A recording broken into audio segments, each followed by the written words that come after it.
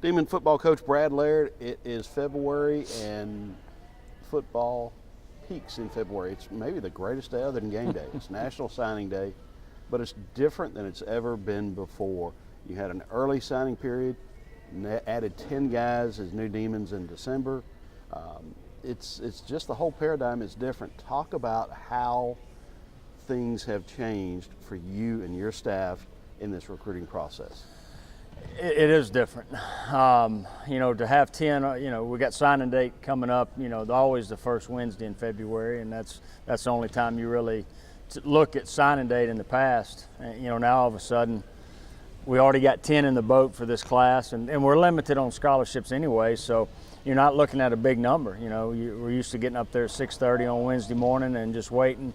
It's really not the fax machine anymore, but waiting for the signed papers to come in. And we'll still do that, but I tell you what it's allowed us to do is, through the process going back towards the end of the season, early part of December, our official visits have been smaller. And I think we have a smaller class anyway, but because of the two signing dates, and it's allowed a lot more personal time with just not the student athlete, but also the family. I think that's the biggest thing. If you look at a positive to that, is that we've been able to spend a lot more time with the student athlete and their families. You got 3 to 5 recruits in compared to maybe 15, and then 3 family members. So the numbers have been real good. Looking forward to finish this thing off in some areas of need to finish up this class. And you've also been looking ahead to 2020 and maybe even beyond. Yeah. And I tell you, this allows us to do that as we've been out recruiting these last 3 weeks.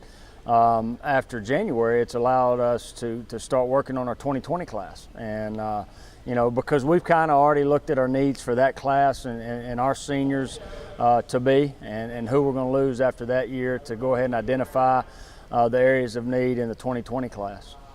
What are your areas of need, and how are you answering them in this class of 19?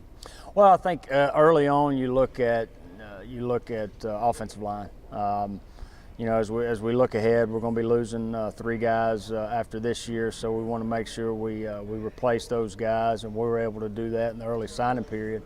Then really you look across the board, you're probably going to see one here, one there.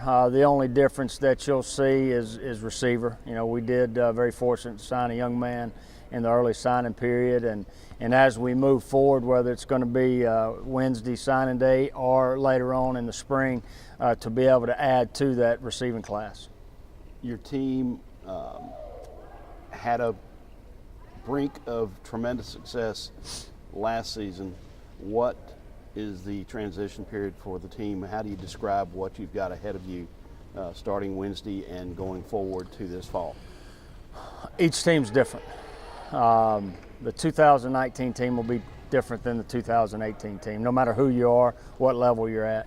That's what we're eager to find out as coaches. As we've been on the road, end of last year in December, the early part of January, leading into the first week of February, we're finally going to have the opportunity to be at home, be in our offices, be around our guys, to figure out what this football team's going to be, the direction that we're going to go. We'll start that process next week, and we'll look forward to the next 6 weeks leading up to the start of spring ball.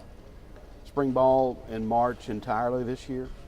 Yeah, we'll start March 7th. One thing, we as coaches always live and learn. And I just reflect back to last year. I thought our first 8 practices were really good. I didn't think we did a great job coming back after spring break. So as we looked at the schedule, we wanted to get it done before spring break. So we'll start March 7th, and we'll go Tuesday, Thursday, Friday, Saturday, and finish up with the Joe Delaney spring game on March 30th.